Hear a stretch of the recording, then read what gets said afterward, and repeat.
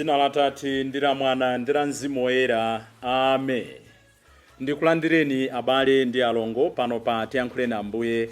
Lero ndi lolemba la Mulungu woyamba pa 13 January chaka cha 2025. Ndipo tsiku la lero tikuyamba kalata yolembera Aheberi. Tiona mutu wa 1 ndi 1 kulekeza 6. Ambuye chauta adayankhula m'njira zosiyanasiyana, koma nthawi itakwana adayankhula mwa mwana wake. Nthawi imakwana. Amene akutiwerengera mawu oyamba ndi a Jacob Mapemba kuchokera ku mphakati wa St. Kizito, St. John's Nsamba Parish mu Archdiocese ya Lilongwe. Salimo yathu ya tsiku la lero ndi salimo namba 97. Milungu ina yonse imagonjera chauta. Titha kukamba za milungu yosiyanasiyana. Mphamvu ena amazitenga ngati milungu, chuma ena amachitenga ngati milungu, authority kamudatchuka chotani, zonse kamaonekedwe. Lero akunena kuti zonsezo zimagonjera Mulungu. Inu ndine tili ndi ntchito yomampembedza, yomamulemekeza, yomamtamanda, yomamthokoza. Ndipo mawu athu a mu Mthenga Wabwino ndi monga adalembera Marko oyera. Chaka chino chaka C tikuwerenga mthenga wa Marko. Ndipo tiwerenga Marko mutu wa 1 ndime ya 14 kulekeza 20. Timva Ambuye Yesu akuyitana asodzi anthu pachibale kuti amutsate. Amene akutiwerengera mawu a Mthenga Wabwino komanso kutigawira mawu ndi Reverend Father Francis Damaseke kuchokera ku Episcopal Conference of Malawi ECM. Tiyeniso tu abale ndi alongo tisinkhe limodzi. Mawu ankalata kwa Heberi. Abale, kalilija pa nthawi zosiyanasiyana mwa njira zosiyanasiyana Mulungu adalankhula ndi makolo athu kudzera mwa aneneri. Koma masiku otsiriza ano walankhula nafe kudzera mwa mwana wake. Ndi mwa iyeyi Mulungu adalenga zolengedwa zonse, namuyika kuti alandire zinthu zonse ngati cholowa chake. Iye ndiye kuwala kuonetsa ulemerero wa Mulungu, ndipo ndiye chithunzi chenicheni chosonjeza khalidwe la Mulungu. Iyeyu amachirikiza zonse ndi mawu ake amphamvu. Atayeresa mtundu wa anthu pakuwachotsa machimo, adakakhala kumwamba kudzanja lamanja la Mulungu wa ulemerero. Mwana wa Mulunguyo ngoposa angelo. Monga momwe dzina limene Mulungu adampasa limaposera dzina la angelo. N'chifukwa chake nkale lonse Mulungu sadawuzepo ngelo aliyense kuti iwe ndiwe mwana wanga, ine lero ndakubala. Mulungu sadakambepo za ngelo aliyense kuti ine ndidzakhala bambo wake, iye adzakhala mwana wanga.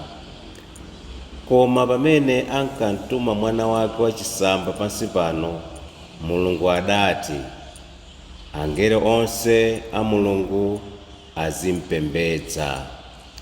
Mawu a Ambuye. Tithokoze Mulungu. Ambuye akhale nanu. Mawu a mu Mthenga Wabwino monga adalembera Marko oyera. Ulemu kwa inu Ambuye. Pa nthawi yomweyo Yohane uja ataponyedwa ndende, Yesu adapita ku Galileya kukalalika Mthenga Wabwino onena za ufumu wa Mulungu. Ankati, nthawi yakwana, ufumu wa Mulungu wayandikira. Tembenukani mtima ndi kukhulupirira Mthenga Wabwinowu. Pamene Yesu ankayenda mbali mwa nyanja ya ku Galileya, adaona anthu awiri, Simoni ndi m'bale wake Andreya, akuponya khoka m'nyanjamo, popeza kuti adali asodzi. Yesu adawawuza kuti, inu munditsate, ndidzakusandutsani asodzi a anthu. Pomwepo iwo adasiya makoka awo namutsatadi. Atapitirira pang'ono, Yesu adaona Yakobo ndi Yohane, ana a Zebedeyo. Iwo anali mchombo akukonza makoka. Nthawi yomweyo iye nkuwayitana. Pomwepo iwowo adasiya bambo wawo Zebedi mchombomo pamodzi ndi antchito ake namutsata Yesu. Mthenga wa Ambuye.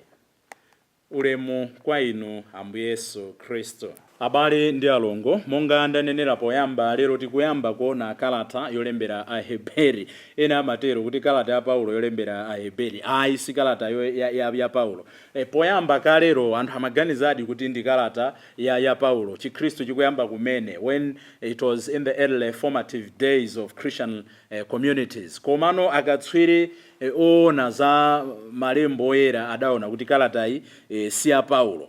Ena ankaganiza kuti mwina adalemba ndi Barnabas kapena kuti Apollo. Ena so amati mwinaso kapena Luka. Koma zona zake nzonena kuti adalemba ndi munthu wina amene ankatsatira kapena anali odziwika pakati pa Khristu, komanso anali kudziwa zolembalemba za Paulo. Kodi kalata imeneyi amalembera ndani? Kalata imeneyi amalembera Akhristu amene analata tembenuka kumene kuchokera ku Chiyuda. So Judeo-Christians were the recipients or the audience of this letter. Amalembera yo chifukwa chachani? Analata mwazikana mukumbukira kuti Ambuye Yesu atauka kwa akufa, Akhristu aja anathamangitsa m'masinagogi ndi m'makachi osiyana-siyana, anali kubalalikira malo osiyana-siyana, timati tchimo lopatsa mwayi kuti kumene amazunzika na amathawa amafalitsa Chikhristu nkumakula. So amalembera anthu amenewa amene anakhazikika mchikhristu, anthu amene alowa kumene Chikhristu koma ali ndi background ya Chiyuda, ali ndi chipembedzo cha Chiyuda. Amalimbikitsa poyamba kuti asabwerere mbuyo kuzikhalidwe zawo zakale. Komanso chifukwa chonena kuti anali kusautsidwa mwa njira zosiyana-siyana, alimbe mtima. Nchifukwa chani amalembera chonchi? Amafuna kuti akhale ndi moyo umodzi wa Chikhristu. Akhristu amenewa timamvetsedwa kuti ena amafuna azichita unthira kuwiri, nachita za Chiyuda mbali naye namadzitchula Akhristu. Monganso mwina inu ndi ina ambiri timachitira kuti mwendo wina timayima kuzachikunja, mwendo wina timakhazikika ku zikhalidwe zina zosemphana ndi Chikhristu, mwendo wina nkumavomereza Chikhristucho, mwendo wina nkumanyadira kuti ndine Mkatolika, mwendo wina nkumachikana Chikatolikacho, mwendo wina nkumanyadira kuti ife nda Eklesia, mwendo wina nkumakana maphunzitso a Eklesia. Amalembera anthu ngati amenewo kuti agwiritsitse Chikhristucho. Koma koposaposa amafuna awaonetse kuti chipangano chatsopano chimene chimatipezetsa chipulumutso sichinabwere kudzathetsa the Old Testament. Kuti tikatenga malembo oyera muchatimanenera kuti chipangano chakale ndi chipangano chatsopano palibe kutsutsana. Mwa Ambuye Yesu timapeza fulfillment, amakwaniritsa zimene zidaloseredwa, zimene zidakambidwa za iye mu chipangano chakale kuti nthawi tsopano yafika. Choncho amafuna kuwaonetsa kuti palibe kusiyana kapena kutsutsana kulikonse pakati pa chipangano chakale ndi chipangano chatsopano. Komanso amafuna awaonetse kuti monga mudazolowerera kukapereka nsembe zanu mchipangano chakale, tili naye wansembe wamkulu amene iye mwini ndi nsembe, adasandukanso guwa, komanso adasanduka kankhosa kansembe. That's why mukaona kuti m'buku limene nkalata imene ya Aheberi amatsindika kwambiri za Yesu Khristu kuti ndi wansembe wamkulu. Unsembe wake onga uja wa Melkizedeki, koma iyeyo ndopambana Melkizedeki chifukwa that's the fullness of priesthood. Koma koposaposa kunena kuti wansembeyo amanyotsola unsembe wake ndi kugayira ansembe anzake. Makamaka tikawerenga Aheberi 5 timamva kunena kuti wansembe wina aliyense amachotsedwa pakati pa anthu anzake ndikupita pamaso pa Mulungu kuti akatumikire, akakhale ulalo, akakhale bridge pakati pa iye mwini komanso zofoka za abale ake, komanso alumikizitse abale ake ndi iye mwini ndi Yesu Khristu. Titha kukamba mwachidule motero za kalata yopita kwa Aheberi. Tikabwera mu proper for today, tsiku la lero, tamva mawu aja kunena kuti nthawi itakwana. Aheberi 1-6. Mwanjira zosiyana-siyana akuti Ambuye chauta ankayankhula kwa anthu, kwa aneneri, koma nthawi itakwana adatumiza mwana wake kuti ayankhule mwa mwana wake. So Jesus is the definitive revealer of the Father. Ndasangalatsidwa kwambiri kuti amadikira nthawi yonseyo Ambuye chauta zakana amapita, koma nthawi itakwana akuti adayankhula mwa mwana wake. Abale, nthawi imakwana. nthawi imakwana yoti munthu akhale pa banja, nthawi imakwana yoti munthu ukhale ndi mtendere, nthawi imakwana yoti munthu ukhale ndi chuma, nthawi imakwana yoti munthu upumule, nthawi imakwana yopanga sapoti zina zake, kapena nthawi imakwana yokana zina zake. Zonse zimayendera mu nthawi. N'chifukwa chake mu chaka chino cha 2025 tikuyenera kupanga zinthu zoyenerera. Let us do necessary things. Osakakamiza zinthu.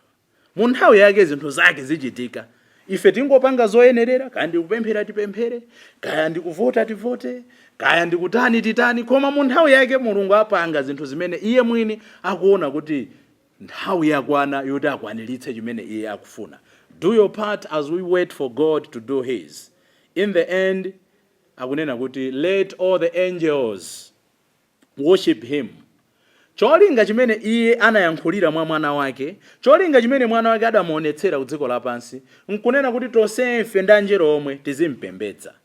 The goal of life, the goal of Christian faith, the goal of whatever we do as Christians, nkuti tizipembedza Mulungu.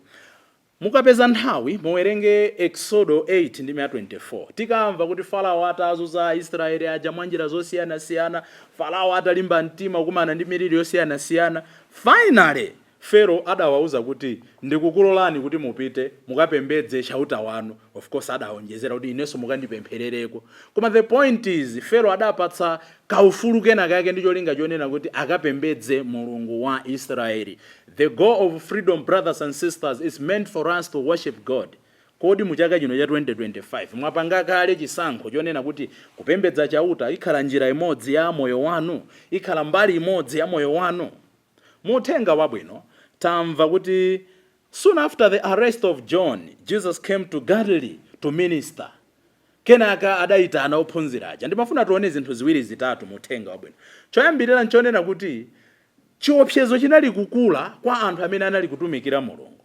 Anali kuwazunza, ndipo kunafika pachimake pakummanga Yohane mpaka kumponya ndende chifukwa chodzudzula choona. Mbali inayi anali kumamuopseza Ambuye Yesu.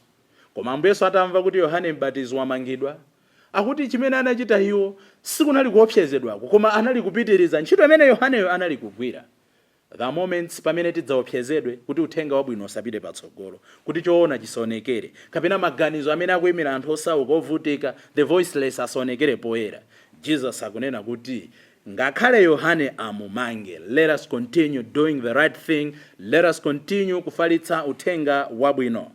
Loweruka lapita timakamba zonena kuti Yohane amanena kuti ine ndizichepa Ambuye azikula. Ndipo taona kuti wadzichepetsa mpaka pofika kuti amangidwe. Ena amanena kuti nchifukwa chani Ambuye Yesu sanakantulutse Yohane ndende. Iyitu mwa zina inali njira imodzi imene Yohane adakwanitsira utumiki wake. Anagawana naye Ambuye Yesu mu zina zilizonse. Koposaposa akugawana naye Ambuye Yesu m'masautso ake. Ndipo tikuona kuti kundende kumeneku kunakafika pachimake pamene iye anadulidwa khosi, pamene iye anadulidwa mutu. So John's arrest was part of the decreasing. There may be a divine purpose in John's imprisonment and eternal death, which he fulfilled by subjecting his own life. Zina zimene timakumana nazo mmoyo mwathu kumangokhala kukwaniritsa kuti Mulungu aonetse ukulu wake mwa ife, God's plans. Sitingathe kuzimvetsa ndi maganizo awo munthu. The more we need ngati apostoli aja kumapempha kuti Ambuye tionjezereni chikhulupiriro. Chachiwiri chimene akutionetsa muthenga wabwino ndichonena kuti chipulumutso kutumikira Ambuye. Salvation is not a competition.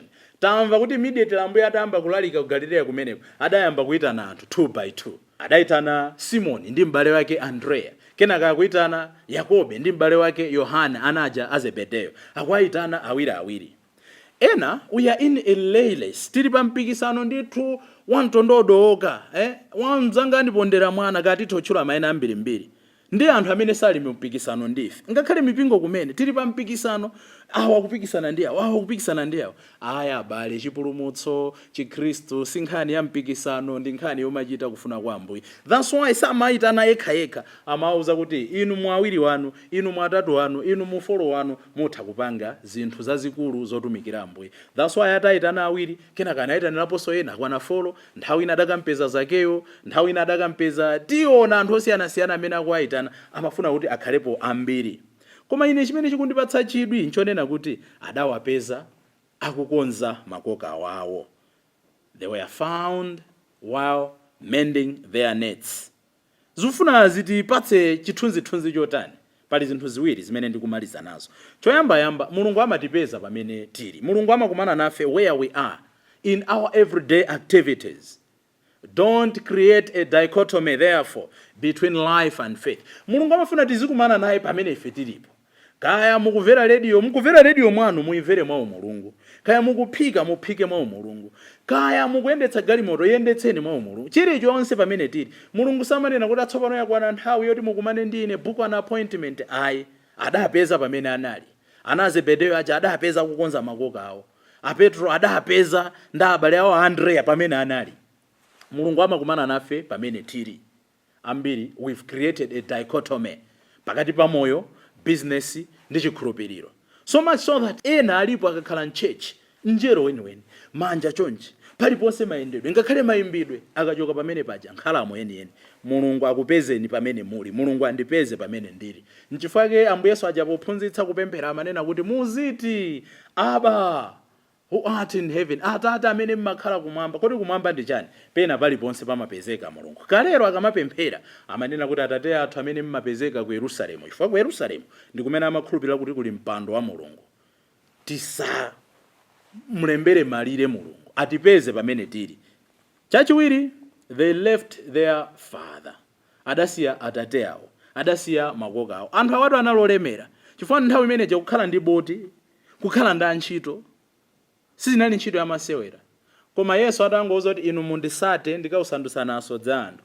Pompo adasiya makoka awo, pompo adasiya abwenzi awo, ena anali ndi mabanja anasiya mabanja awo. Sikale kwambiri, sabata yatha, timakambirana nkhani ya anzelo akummawa. Kuti iwowa atangoona nyenyezi, nthawi yomweyo adasiya malo amene anali, adasiya their comfort.